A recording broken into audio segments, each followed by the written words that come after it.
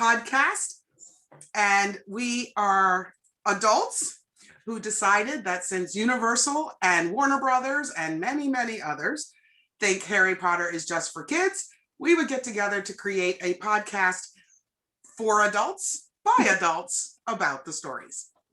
Yeah, so we are a bi-weekly podcast that focuses on the relationships of the various Harry Potter Wizarding World characters, whether they're romantic or familial or friends or even enemies, any kind of relationship. Some only headcanon relationships, but that's okay. Our podcast is aimed, as Mel said, to people who don't need to ask permission to see movies or read books. They're adults. We can be found on Spotify, Apple Podcast, and Stitcher. So before we get into our topic, I think we should introduce ourselves. Mel, you want to start? Absolutely. I'm Mel. I am a very proud puff, as you can tell. Let's see. I have a dog named Cantus, which is named after a spell. I have a Slytherin rising. Although every test I take says my secondary is Ravenclaw. Sorry, didn't mean to forget. And I came into Harry Potter as an adult. I actually started reading them when they came out, but I was in my 20s at the time. All right, 30. Same. Hi, I'm TC. I am holding it out for the blue and the normally bronze that is Ravenclaw. But I do have sort of a Gryffindor rising.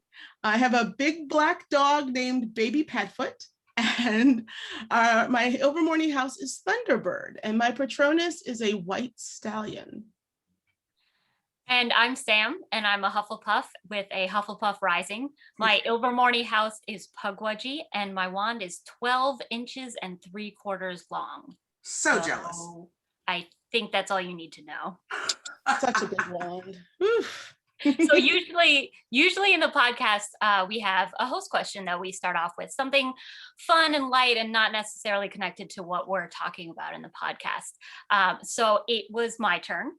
And my host question is, if you had the ability to add a character from another fantasy series into the wizarding world, who would it be? Ooh. That's a really good question. Do you want me to start to give you guys a second? Sure. I would love to put Aragorn in the wizarding world. I would love to see how he would adapt and what he would do as a wizard. If he's a wizard, if he's a muggle, but still, Strider, how that translates into the wizarding world. I think that'd be really awesome. Very cool. Okay. I got mine. Some may say it's fantasy, some may say it's sci-fi. I'm going with fantasy for the purpose of this question. Chewbacca. Oh my gosh, I picked the same genre, same movies. Go ahead. Okay. Well, I say Chewie because I can only picture like the buddy cop film that would be Chewie and Hagrid. Like just Hagrid and Chewbacca together alone is worth its price in gold. But I do think also during the actual Battle of Hogwarts, can you imagine having Chewie just going berserk on your side? Oh my God, with his crossbow. Well, because you went Star Wars, I'm going to change mine. I'm staying sci-fi, but I'm going to go with, just imagine, Minerva McGonagall, Hermione Granger meets Samantha from Stargate. Yeah. Oh. Mic drop. She may not have magic, but that chick is magical. I am here for it. I love it so much. That's an awesome question, Sam. I love it. Yes. Thank you. And just for people who might be joining us today at the con, feel free to throw in some of your answers to that question into the chat on the Facebook chat. That would be amazing. I would love to hear what you all come up with. Yeah. And to expand it, it can come from any fantasy, sci-fi thing you make up. So we'd love to hear them. But while you do that, we're going to introduce our topic. And our topic, and the reason we're here tonight, is to discuss the Black students at Hogwarts during Harry's time. What was their experience, or what do we think their experience was, and the types of things they may have run into in the wizarding world, being Black, but also with wizardry. Okay. I'm ready for this. So just to start us off, give us the background. We're going to talk about the 4 students that are expressly written in the books as Black characters. So that would be Dean Thomas, who is a half-blood, but he doesn't know it. He grew up in a Muggle house and thinks he could be Muggle. Angelina Johnson, who is a pureblood or a half-blood. Lee Jordan, who is also a pureblood or a half-blood. And Blaise Zabini, who I always assume is a pureblood. He is a Slytherin, but officially he could be pureblood or half-blood. So for this purpose, we're only going to talk about students. If we have some time, we might bring in some of the adults as well. Also, we are not pushing to the side the other characters of other races, religions, and other BIPOC characters. It's just for the purposes of this specific talk for HBCU Con, we're sticking with just the 4 Black characters. Yeah, and just to put it out there, of those 4 students, the one we know for sure is Muggleborn, is Dean, but in the wizarding world, it does say that there's not racial prejudice, but instead the focus is on blood status. So that's an interesting thing as well. So for someone like Dean, who is Muggleborn or thinks that he's Muggleborn, coming into this wizarding world, and is he not dealing with the same prejudices? Is he dealing with prejudices, but in a different way? Does he know the difference? Yeah, no, that's an excellent question. I mean, one of the things I always think about, because this happened to me in many ways, is of course, when you are a Black person in the Muggle world, you go to a store, people follow you around because they want to make sure you're not going to steal their earrings or whatever it is that is on display. But Dean is not only, a Black person in the Muggle world, he's a Muggle-born, he thinks, in the wizarding world. So if he gets followed in a store in Diagon Alley, does he know that it's not because he's Black?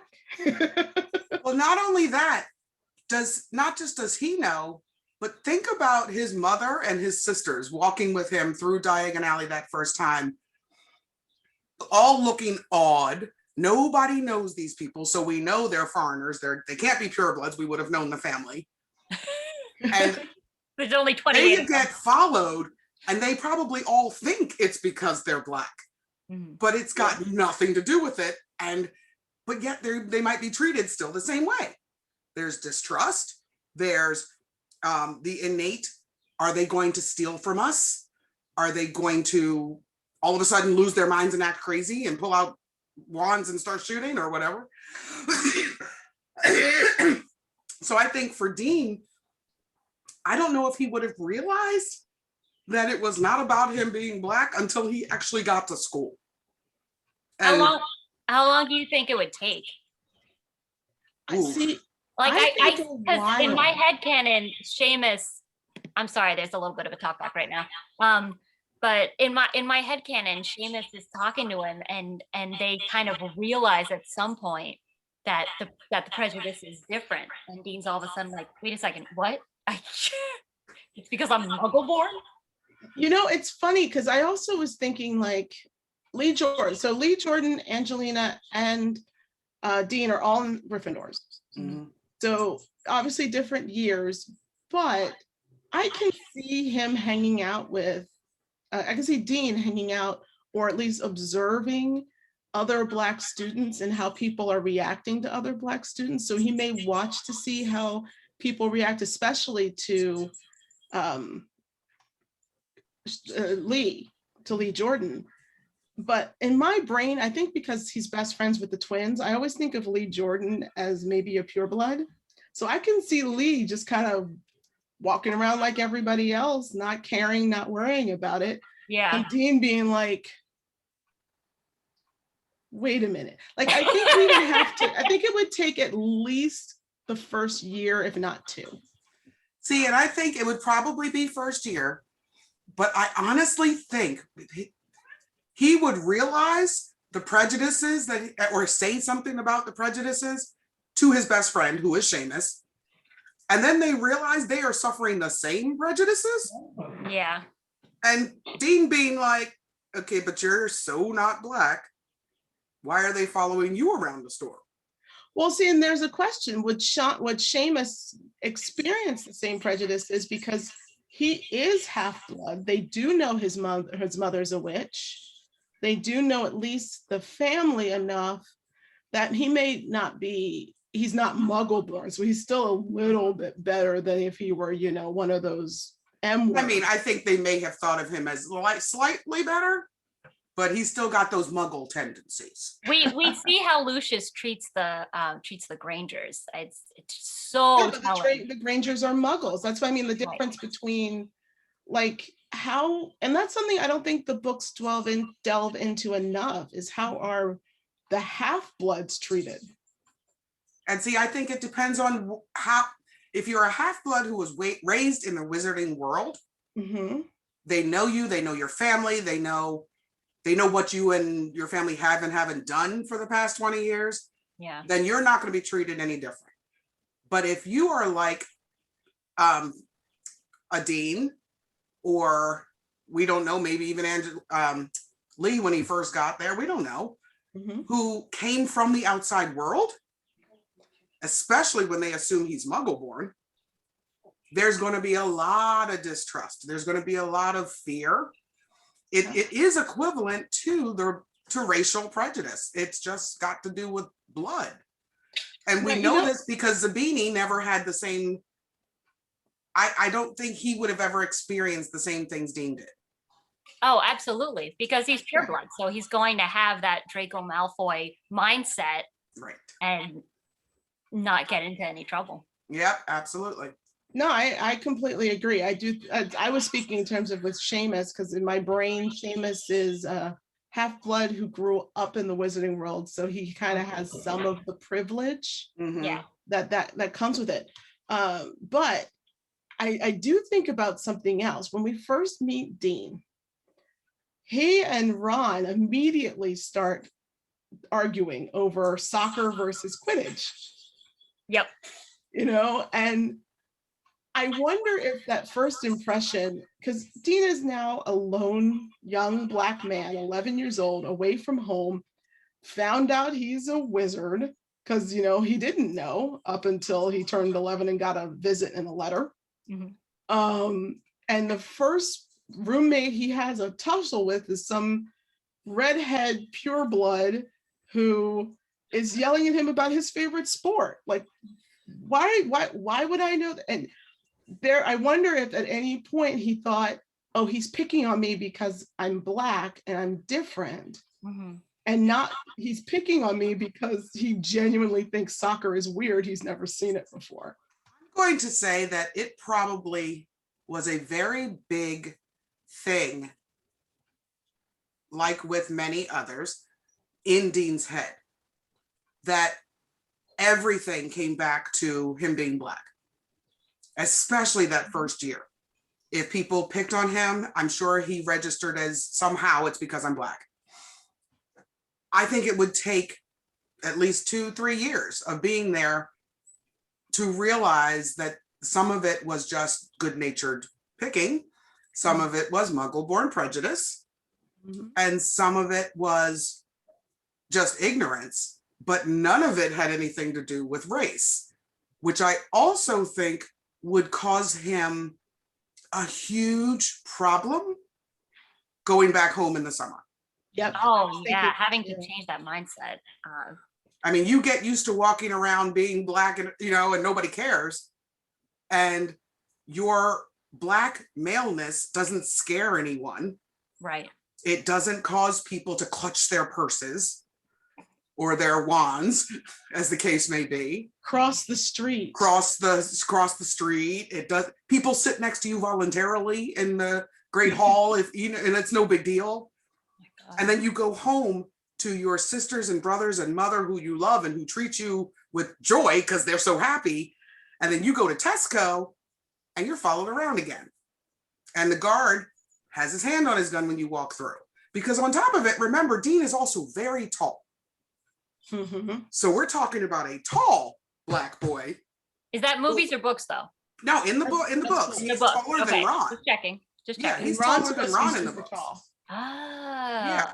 So if you are average, I'll put that in, quotes, prejudiced white guy guarding the Tesco, tall Black guy comes in who you haven't seen this boy ever, right? Because you think about it, it's been a year since he's been in anywhere. All of a sudden he comes in and he's like confused as to where to find the lettuce. Yeah, you're going to be watching him. And now Dean is left with, oh crap, I'm Black again. Yeah. Do you think he and Lee Jordan talked about that at all? Do you think Lee Jordan was maybe someone who could I think it depends on where Lee lived. mentor him? No. I mean, I totally think TC is right. It depends on where he lived the rest of the year. Mm-hmm. If he grew up, outside of Godric's Hollow, then no, he's never experienced Black prejudice ever. Right. And he's listening to Dean at night bemoan his fate, going, dude, what's your color got to do with anything? I mean, that's true. We hear Harry's point of view, obviously, because the books are told from his point of view. We hear his thoughts about having to go back to the Dursleys, having to go back to that lifestyle, and it's so much worse for Dean, and that's not really talked about. Exactly. Well, you know what's interesting though, and I thought about this. So in the Muggle world, almost every school has some sort of Black student union, Mm-hmm. a BSU. But because racial prejudice doesn't exist in the wizarding world, is there sort of an unofficial BSU where Black students would connect and help each other? Or would it really be instead a Muggle-born student union that would go to? Because, Black students, if you are, let's say, an Angelina or someone who is not a part of the Muggle world, you don't feel a need to go to a Black student union because there's no differentiation for you. But Dean may have felt the need.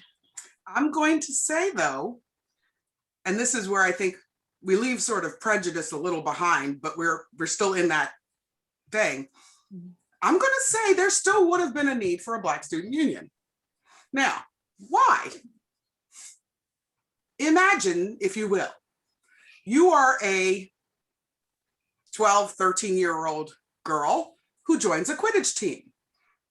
And after Quidditch, everyone traipses back to the showers. And you pull out your shower cap, which none of the purebloods would have ever seen because they would use an impervious charm. Right. The half-bloods may have heard of them, but they've never seen one because they're white and they wouldn't need one. And Angelina's like, I'm not messing up my hair. Do you think there was? Go ahead. No, I'm just saying. So there were issues that being Black brings to it. Just something as simple as her saying, I don't need a shave charm for my legs. Mm. I don't know how many people still follow this, but a lot of Black people don't shave their legs. There's no need. That's true. So yes, she's going to fast forward date Fred or George or whoever and end up with George. But does she shave her legs? Does she need that charm? And do they make fun of her for not?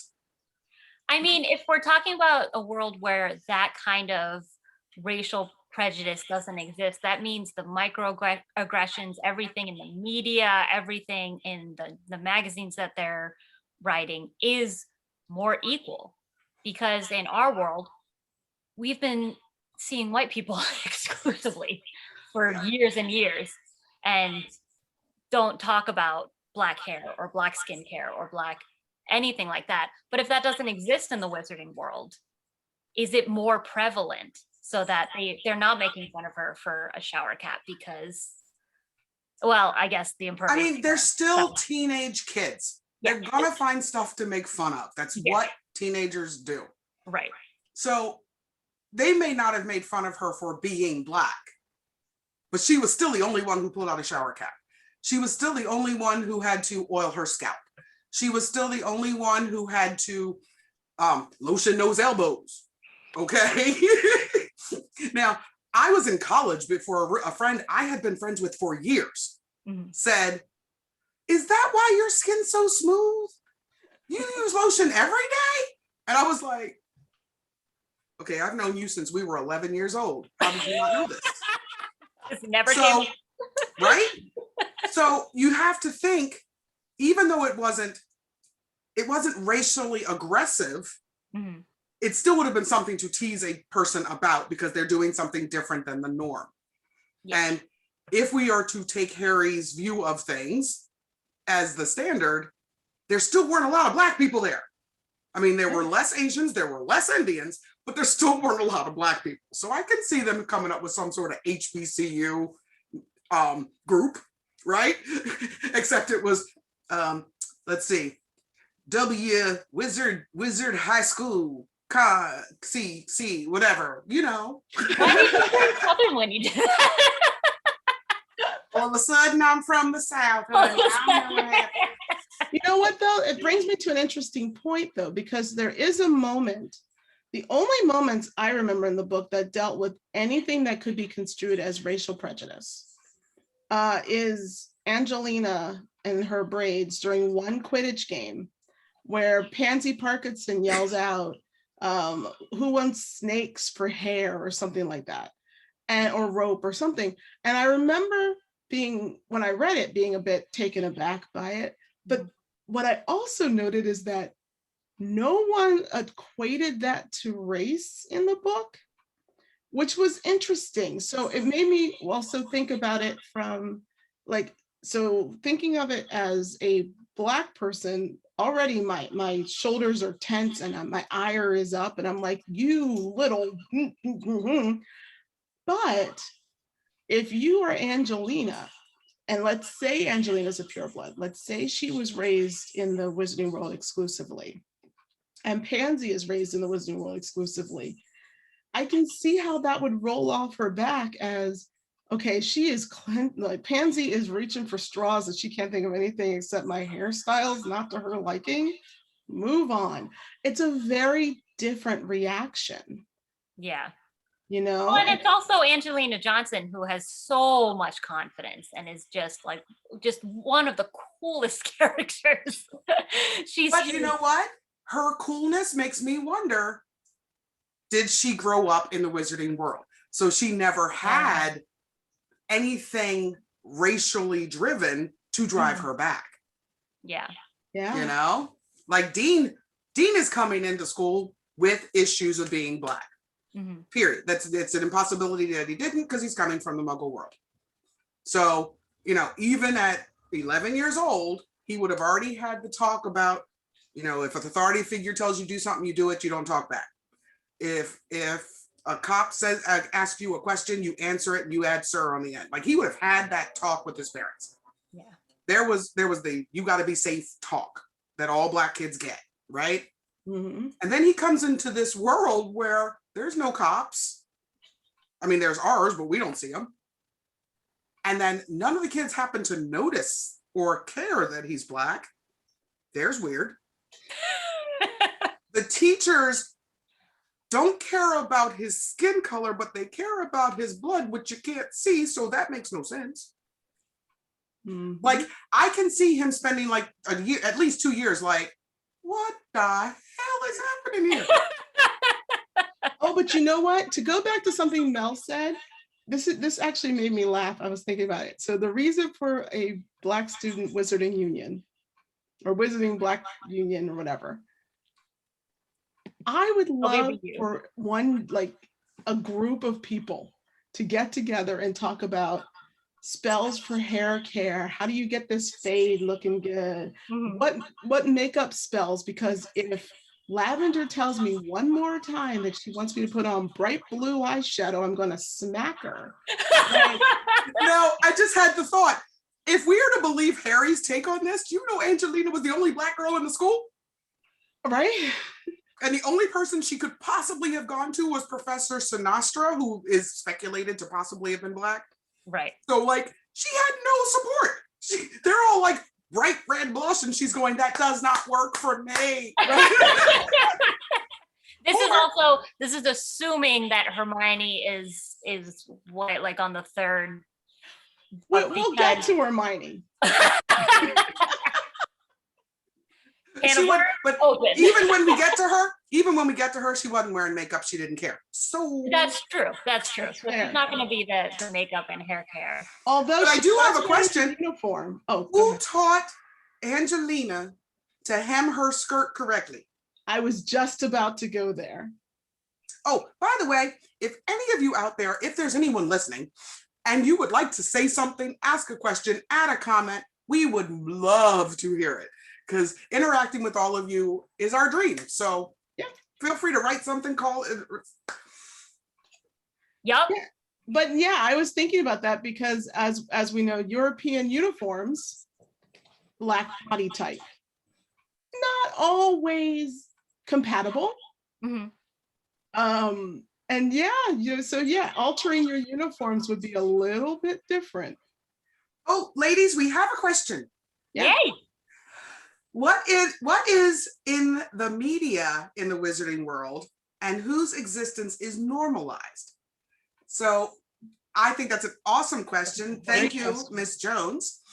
I'm going to say for my answer, and then you two please jump in. Mm-hmm. I think the normalized, because of who was in charge of things and the way the government was run, and the Prophet, the newspaper, the Prophet was their main source of news, and it would have normalized pureblood life.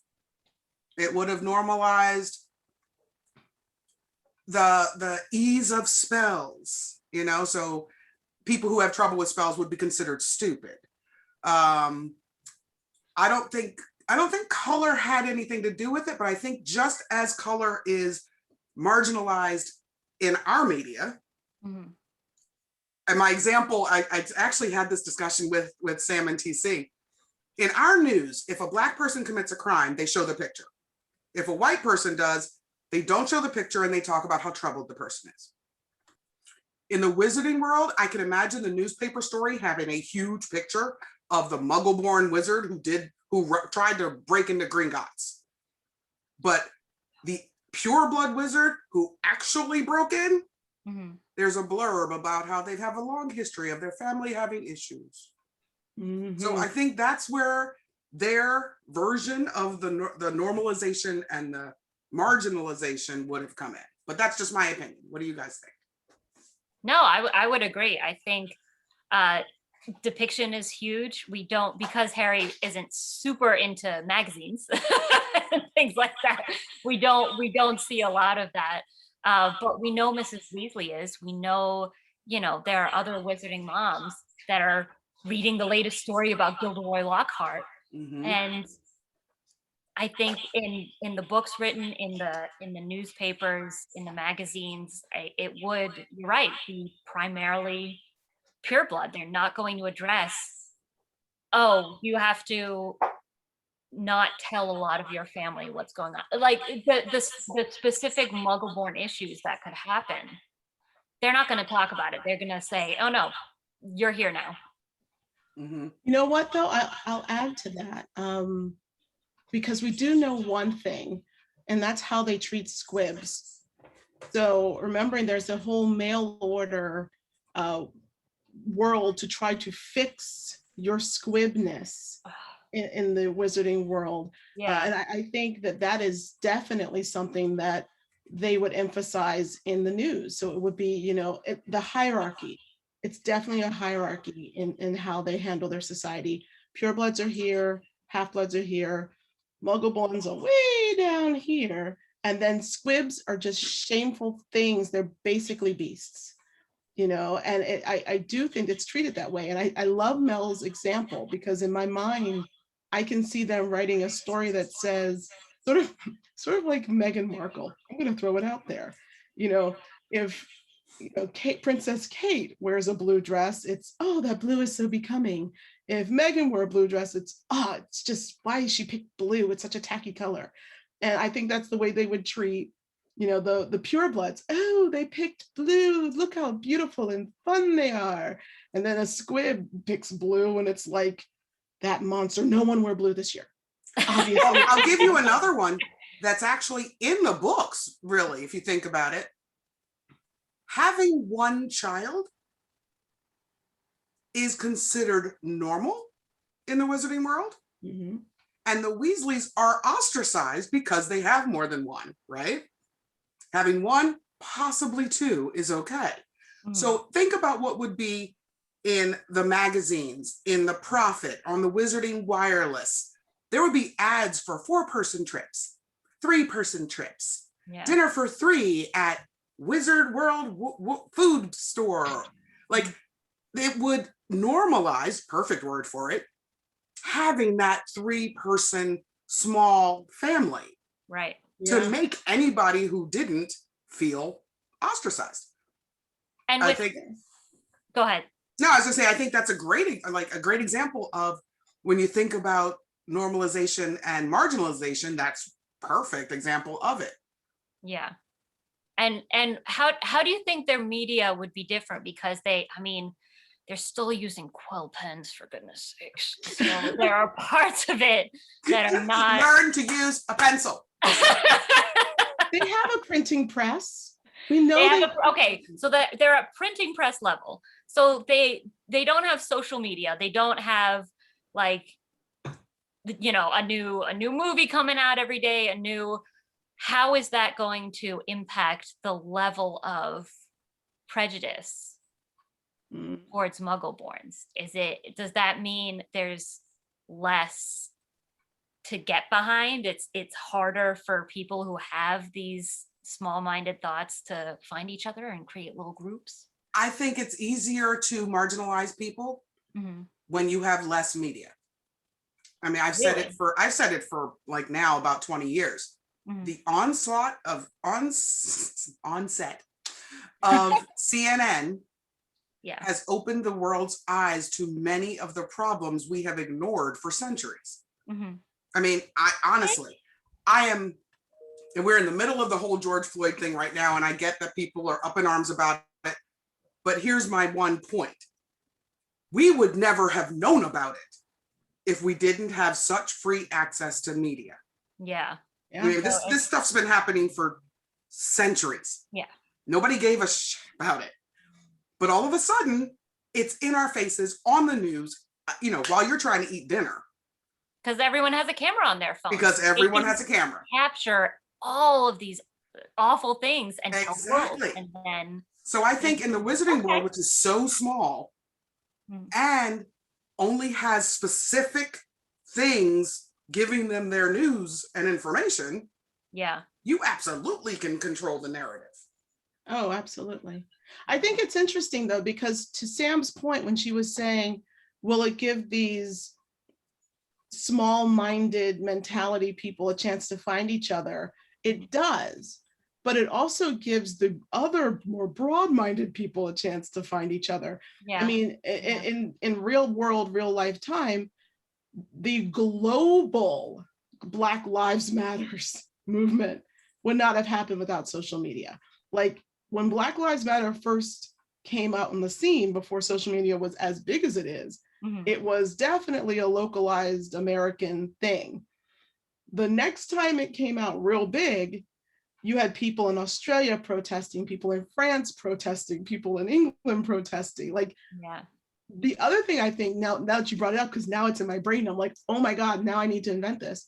The Wizarding World, one of the things, like Harry, Ron, Hermione, all the kids, they never saw, never spoke to, never thought about students at other wizarding schools outside of Hogwarts, let alone England, let alone Europe.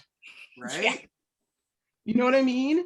And imagine if there was some sort, because they do talk at one point about a pen pal exchange that Charlie did once, but imagine a world where you have bigger exchanges between the school, I think it's in Ghana, I could be wrong, I have to double check that, and the school in Japan, and the school in America, and the school in, like, that is an exciting idea that would actually, bringing it back to this, give some of the Black students at Hogwarts other Black wizards to talk to. Well, I'm going to say, and this is going to shock you because of my history with Dumbledore, but maybe that is part of one of his underlying plans in the Triwizard Tournament being at the school. Let's get them out and exposed to other people. Yeah. Oh yeah, I mean they push that. They say it's time for what does Hermione say? International magical cooperation. Making friends. Making friends. And if you want to hear more about Mel's issues with Dumbledore, go listen to our previous podcasts. I love him. You also have feelings.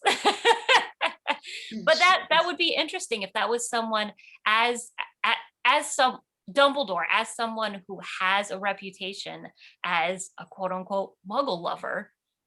Is that something that he's aware of? Oh, this is a huge issue in the Muggle community. What can I do to ease this for the magical students that I have who are Black? Yeah. Yeah. That would be really, really interesting, actually. So let's do a quick tech for questions before I was just looking. We don't have any new ones yet. Okay, so I'm gonna go ahead and. But if you do have questions, we'd love to hear them, or a comment, or if you thought about your fantasy world that you'd like to bring a character over from. We're still waiting on those too. So feel free to chime in on this conversation. We'll accept concerns, but not criticism. True. We just ignore criticism. By the way, we are doing this sober. That is not how our podcasts are done. Oh my gosh. FYI. Usually there's all the bubble juice, all of it. And I had tea before this. I'm having coffee right now, which all right. What were you going to say, TC? Yes. I'm going to hold off on the Black Hermione still, but we did say earlier we would, if we had time, we might mention the adult wizards and who were graduates. So what we know of for sure, we know Kingsley, Kingsley, Lita Lestrange, which is an interesting one, and Professor Sinistra, if we are to believe, and I decide that is my canon. I'm going to take that movie canon and make it mine, which again, if you listen to the podcast, you'll know I never make any movie canon mine. So this is unique. I am in full books now. It's such a good one because she also looks like a recent Hogwarts graduate. Right. So you have this very young Black woman just being like, nope, I'm a professor now. And can we talk about the fact that her skin is flawless? Yeah, I know, right? Oh my God. Okay.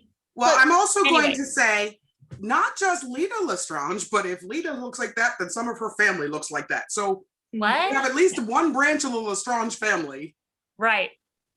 That we based on, if we think about the movie, based on the movies, is a Black leg of the Lestranges. Which kind of which speaks to the lack of racial prejudice that there is in the Muggle world, in the magical world. Because if the Lestranges, who are one of the most prejudiced families in the entire story, are saying, no, yeah, she's a mixed daughter. Is there a problem? Right. Well, think about going with that. Angelina and George. Lee and Alicia Spinnet. Like, apparently interracial anything was not a problem in the wizarding world. Like, that's another proof of racial diversity just not mattering. I'll add to that Lita, when we meet her, it's 1927. Right. You know, like, And that's what I find interesting about these three examples. You have Kingsley, who was born in 73, so he's exactly my age. Yeah. That's why you know 73, not because I know 73. Right? Exactly. Lita, who was in her 20s in the 20s, so she was born in the 1900s. Yeah. And Professor Sinistra, which if we go by looks in the film, we think she's pretty young. So she was probably also born in the late 70s or about mid to late 70s along with Kingsley. So the Muggle world is vastly different during those times. Like for them to travel. So we know Kingsley's pureblood because he's part of the Sacred 28. Mm-hmm. So he may not have been affected by, the free Nelson Mandela 80s. When we're talking about, free South Africa, that may not have even been on his radar. Mm-hmm. But if Sinistra was Muggle born, that was 100% on her radar. Yeah. Can you imagine the two of them in class talking and she's just like, what is wrong with you? Why don't you get it? Don't you just get it? Is that why Kingsley has so much confidence? He's just standing up. He has never had to deal with that crap. Right? You know what? And I also wonder, yes, absolutely. Mm-hmm. First of all. And I also wonder, because when we come into the story from Harry's point of view, there is the prophet. That's the newspaper. Yeah. But in Kingsley's younger years, were there more papers? Were there more outlets of news and information that have since been shut down for normalization? But back in his time, I mean, think about it, we were just coming out of the free 60s when he was born. Yeah. There could have been newspapers and radio stations and magazines galore that expressed all kinds of differences and might have included more information on the Muggle world, which he may not have experienced the prejudice, but he could have read about it. Right. So he has some knowledge. Can you imagine the Sacred 28 during the free love period? Oh my God. In case we do have anyone who is listening or watching who is not familiar with what the Sacred 28 is, just to give you a quick rendition. In the Wizarding world, the Sacred 28 are the people who are known pureblood families and have a certain long-standing history of staying purebloods. In the early 20s, someone put together a list of the 28 families that were truly quote unquote pure blood. Are we surprised? This is not accurate, but it is there is a list. And we do have a question. Yes. Good, because I can't see it. Oh, there. It says, do you think a BSU or other minority student unions would be welcome at Hogwarts? Which is slightly different what we were talking about. And that's a good question. I think non-war time, yes, because it wasn't threatening. Right. Because race wasn't an issue, this group wanting to get together and cross house lines might have been a bigger issue for them than all the Black students wanting to be in one room.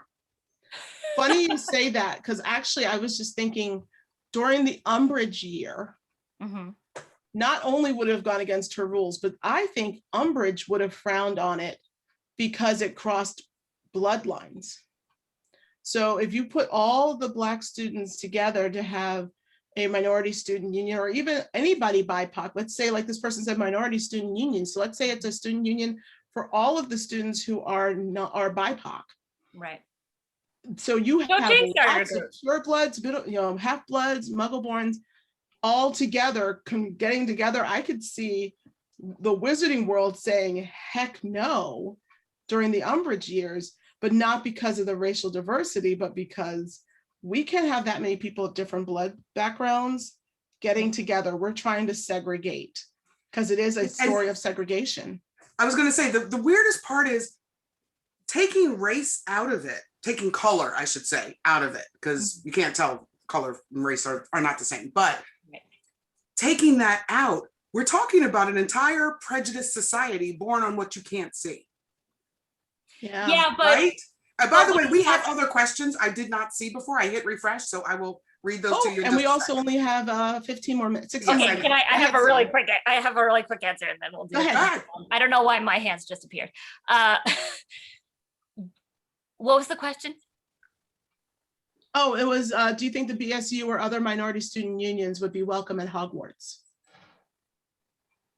Nope. No, I think she was talking about what I said. Yeah, Oh. yeah. I completely lost my train of thought. Let's go to the other questions. I was going to say, sadly, so did I. Apparently, even without drinking, we can't remember what we said. What were we? All right, so we have the first question coming. Thank you all so much for asking questions. Yeah. Comes from the Miss West. Do you think the students would be comfortable forming a BSU type of thing? Not necessarily would it be accepted or would they be welcome, but do you think they would be comfortable doing it? You know, I'm not sure. Mm. And I say that because let's say you are Blaze Zabini and you're a pureblood who has very strong prejudices against Muggleborns, as he shows. Would you, and against Gryffindors, would you be willing to join a group with Dean Thomas? So that's interesting. I don't think they would be uncomfortable because of the greater establishment, Mhm. but I do think there would be discomfort in crossing blood and house lines. That's interesting. I like that. So next one comes from, let's see. I'm trying, oh, there it is. Charisma. And you ask, what is our podcast called? It is the Pottership Podcast. You can see us on Facebook, hear us on Stitcher, Facebook. We're on Apple Twitter. Podcasts. We're on Instagram. Instagram. Yeah, you can find us kind of everywhere.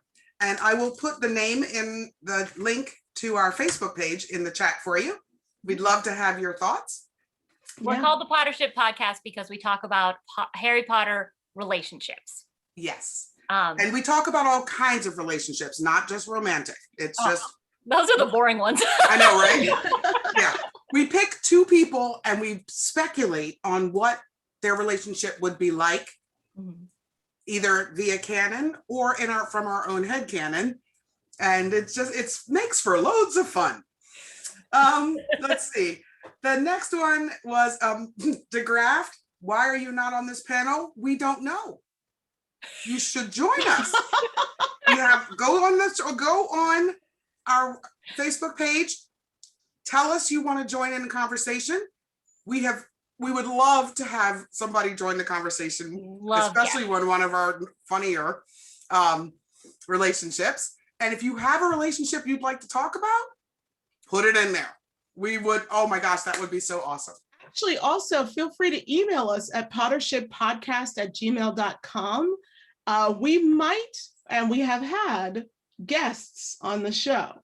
So, if you give us a topic and you are interested in joining one of our shows for an episode, let us know. Please reach out. Absolutely.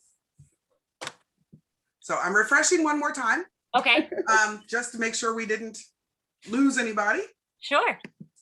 I think it might be too late in the game to start the Black Hermione debate. However, we do address it in the podcast. We still should comment on our thoughts on it. Sure. So what do you think? To give you my honest opinion, I think there was never a time when she was written from the writer's head as a Black girl. But now, what do you think of Cedric? But we'll come back to that. But as an actress, anyone can play any part if you are a good enough actress to pull it off convincingly. And the full-grown adult woman who is an award winner, who plays Hermione in the play, is just as believable as little 12-year-old Emma Watson when she was hired to play the part for the movie. I'm scared for you. Right? I don't, eyebrow acting at its best. With the person in the book, the color did not matter. The color was not an issue, a concern, or a piece of the story because her muggle-bornness was. Right. So who plays that part? I could care less if you do it well. But no, based on the book covers that were drawn and the fact that she does point out Black people, Mm-hmm. and the only people she doesn't seem to like, the writer that is Americans, I think we would have known if Some she was other things will specifically Black. Yeah. Now, just a side note, have you ever met a white Cedric? No, the boy was supposed to be Black. Anything to get Robert Pattinson out of there. Well, you know what? I will say this, the Black Hermione thing. Do I think that the writer expressly planned for Hermione to be Black? No. I think that the writer had so many other prejudices, analogies she was trying to create that she wasn't trying to add to it. Having said that, is that my new headcanon about 70% of the time? Oh yeah. Just because I love the idea of this smart, talented, amazing witch who is in many ways the underdog. She wasn't liked by everybody. She was a bit bossy. She goes against the stereotypes of American Blacks. And that's why I love the idea of a Black Hermione. But either way works for me. I'm happy. She can be an Indian Hermione, which would also be fun. So I don't, genuinely, I don't care. Mm-hmm. But I do enjoy it, and I will admit that I cheered when I saw the casting for Cursed Child. Oh yeah. But not because she had to be Black, but because she could be any color, any race, anyone. It didn't change the character, and that's something I fight for all the time when I talk about cross-casting as an actress. So Right. It just made me happy. So you grew up with the books, Sam. Me? Yes, Yeah. I did. And I I'm going to forgot assume as a normal white child reading these books, normal as you can be. You would have seen it pretty much like I did, 3 white kids. Does it change the story if she is, in fact, a Black little girl? The only way that it would change it for me is Ron's persistent defense of her. It feels like that there would have to be a racial element to it if she was Black. Okay. Okay. That's how I feel. Other than that, can we do a Brandy Cinderella version of Harry Potter? Because honestly, I'm good. I don't need any more Harry Potter films, except if that's how they do it. Now, I'm going to say, I would love to know how non-American people reading it as children saw it. And the reason I say that is I think you very much hit the nail on the head of it would have had to have a racial aspect to it if she was Black. But that's because you were raised in America, where everything has to have a racial aspect. Pretty bad too. Huh? England is pretty bad too. England is awful. But countries around the world read this story. Yeah. And in many countries, Harry is Indian. Mm-hmm. Okay, based on the description, dark, unruly hair, skin that wasn't white, in many places they see him as Indian. Yeah. Does it change the story? No. And nobody cares when it's said that way. But when you make Hermione Black, all of a sudden it's got to have racial issues. And I'm not saying that because of you. I'm saying that because as Americans, we put that on it. Mm-hmm. And my favorite part of her, if we all say, as of today, yes, Hermione has always been Black, okay? Yeah. Is that Ron loved her, defended her, lied to Death Eaters for her, Vomited slugs. For her, and her color was never, and like not even in his sights, which I love more than anything else in the books, if you think about it that way. Yeah, I absolutely agree. I love that. Do we have time for one more question? Yeah, I was gonna say we have. I was looking over to see if there was another one. I don't see another one. But if you do have a question, we've got about 5 minutes left. We will talk about Harry Potter in any capacity. So if you just want to reach out and if you have any, if you think of any questions after this panel is over, again, come to our Facebook, send a message to pottershippodcast@gmail.com. We would love to hear from you all. Also, just to give you an outline so you'll know what to expect when all of you who are watching come listen to our podcast, at the end of each episode, we like to do something fun, which is if these people that we mentioned in that episode were looking for dates, what would their Tinder profile say? So I'm going to ask all of you who are watching, go on our Facebook page and thinking about the 4 Black students of Hogwarts. What would their Tinder profiles look like? You tell us. I can't wait to see what you say. Just to remind you, that's Dean Thomas, Angelina Johnson, Lee Jordan, and Blaze Zabini. And please, please, please do that. That is awesome. And so much easier than us coming up with them. True. Yeah. All right. Did you want to refresh one more time just to be on the safe side? I just did. And I'm not seeing any new questions, although I look forward to seeing them online. All right. We'll look for them online. Once again, you can listen to us on Spreaker, iTunes, Spotify, iTunes. I know all the words. I know all those technical terms. You can find us on Facebook, Instagram, or Twitter, and email us at pottershippodcast@gmail.com or find us on Facebook.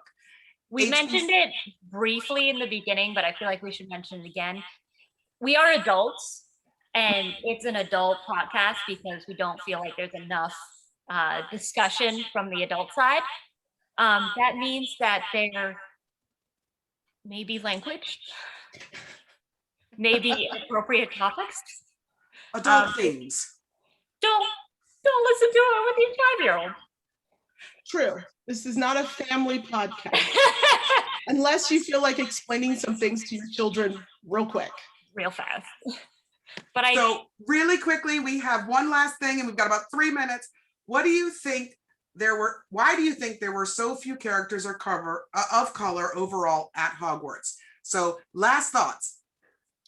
Because the writer was writing from her perspective in the 1980s and early 90s, and there were not that many people of color starring in any children's books back then, especially not in the UK.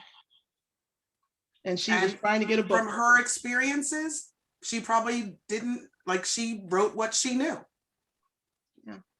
And looking back, it'll be easy. Looking back on anything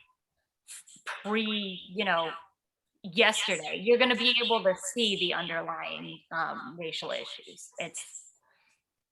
It's not just the big events, it's everywhere all the time. And remember, these books were written in the 80s and 90s, which was a very different time. Also, I will say that the time when she started writing them, Dean had a bigger role, and that was replaced by Neville. Oh, yeah. So I think you also have to consider that the publishers and the editors do also play a part in making it "quote unquote" palatable for the UK audience.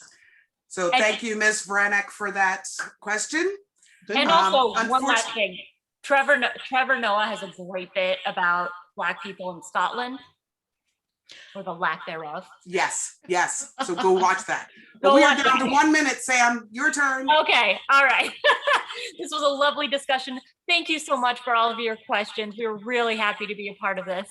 But I think for the Black students at Hogwarts, pulling in the rigging. That ship has sailed. Thank you, HBC UConn. Thank you, HBC UConn. Bye. Bye. Bye.